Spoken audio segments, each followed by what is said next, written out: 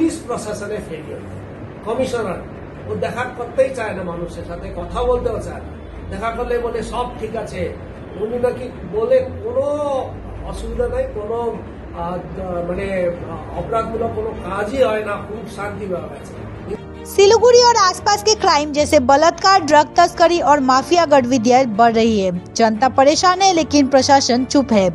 CPI ने आरोप लगाया कि सरकार और पुलिस की मिलीभगत से ही ये सब हो रहा है। इसके खिलाफ पार्टी 4 जुलाई को बड़ी रैली और 1 महीने तक आंदोलन करेगी। राजनीति इस पर जोरदार चर्चा शुरू हो गई है।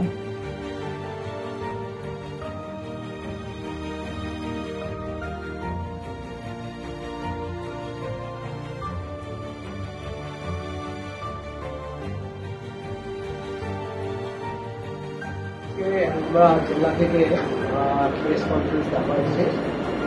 আমরা খুবই উদ্বিগ্ন।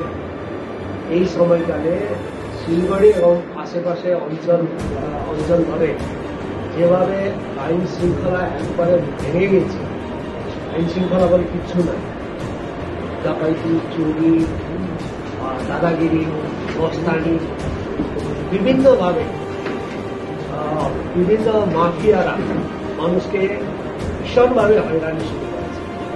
আমরা কিছুদিন আগেই দেখলাম ওই ইস্টার্ন বাইপাসে একটা ঘটনা হলো, কি ঝ্যাং ট্যাং শুরু হয়েছে। আবার দেখলাম এটিএম গুলো একটা পর একটা চুরি করছে। সব জায়গায় অশান্তি, যেখানে সেখানে হচ্ছে রাত্রেবেলা শহরে বেরোতেই যায় না, উৎপাত করে বিভিন্ন দল এইভাবে ঘুরে বেড়ায়। তো একটা অদৃশ্যভাবে মাফিয়াদের একটা সরাগম, একটা মানে তাদের গ্রুপ, এই বদমাশদের গ্রুপ, এরা হচ্ছে মাথা চড়া দিচ্ছে এই সময়। আমরা মনে করছি এই এমনি হয় না, তার পিছনে মানে শাসক দলে পরোক্ষভাবে মদত আছে।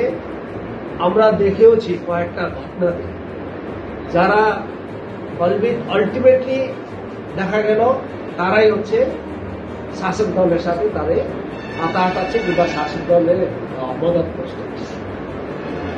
আমরা দেখেছি আগে 77 আগে এইরকম ঘটনা ঘটেছে গোটা রাজ্য জুড়ে, আমাদের শহরেও কোন পাড়ায় পাড়ায় মস্তান মানুষের হয়রানি করত, যেভাবে দাদাগিরি ট্যাক্স দিতে হতো, মানুষের শান্তির কোনো ছিল না, একদম আইন শৃঙ্খলা বলে কোনো জিনিস ছিল না। আজকে আবার আমরা এই সময়কালে একটা আমরা দেখি সেটা ওই 77 আমলের যে অবস্থা ছিল, 77 আগের আমলে ওই অবস্থাটাই আমরা এই সময়কালে আমরা আমাদের শহর এবং শহরের কেন্দ্র করে এই আশেপাশে এলাকাগুলোতে দেখা যাচ্ছে।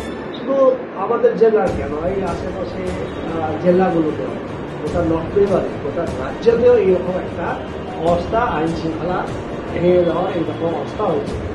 77 পরে লেফট্রন্ট আসার পরে এইরকম গুন্ডা, বদমাস, মস্তান, মাফিয়াদের যেভাবে একদম তাদের মানে যেভাবে শক্তভাবে তাদেরকে মোকাবিলা করছিল এবং মানুষের জেনারেল মানুষকে, সাধারণ মানুষ একটা শান্তিভাবে থাকার মতন একটা অবস্থা ছিল। আজকে রাত্রে আমাদের মানে মা বোনরা বেরোতেই পারছে না, এইরকম অবস্থা হয়ে গেল আমাদের শিলিগুড়ি শহর।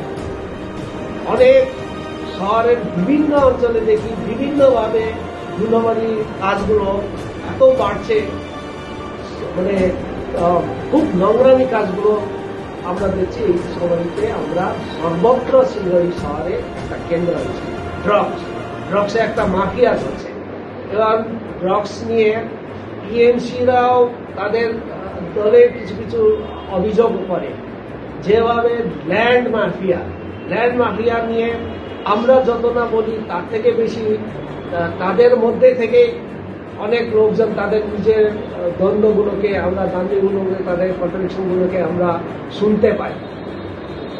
মনে হচ্ছে আমরা এই সময়তে একটা সমস্ত আইন শৃঙ্খলা ছাড়াই এইরকম অবস্থাতে আমাদের শহর, আমাদের নাগরিক বাস করছে না।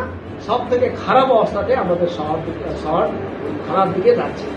এই জায়গাতে দাঁড়িয়ে পুরা প্রশাসন, পুলিশ প্রশাসন, কমিশনার একেবারে ফের এবং হচ্ছে শাসক দল আজকে বড় বড় কথা বলে, যেখানে ঘটনা হয় সেখানে ঢুকে পড়ার চেষ্টা করে এবং রাজনীতি করার চেষ্টা করে, কিন্তু তার পিছনে আলটিমেটলি তাদের লোকই ইনভলভ আছে।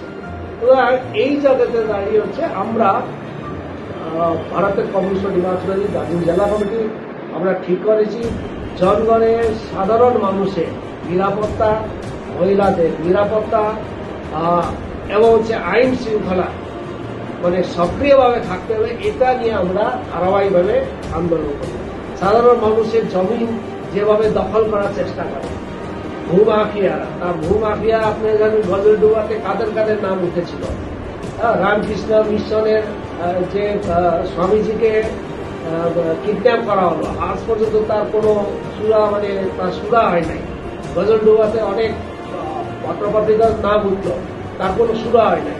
অনেক জায়গা অজস্র এইরকম দেখা যাচ্ছে আমাদের শহরের ভিতরেও সাধারণ মানুষের জমি উচ্ছেদ করে বড় বড় লোকদেরকে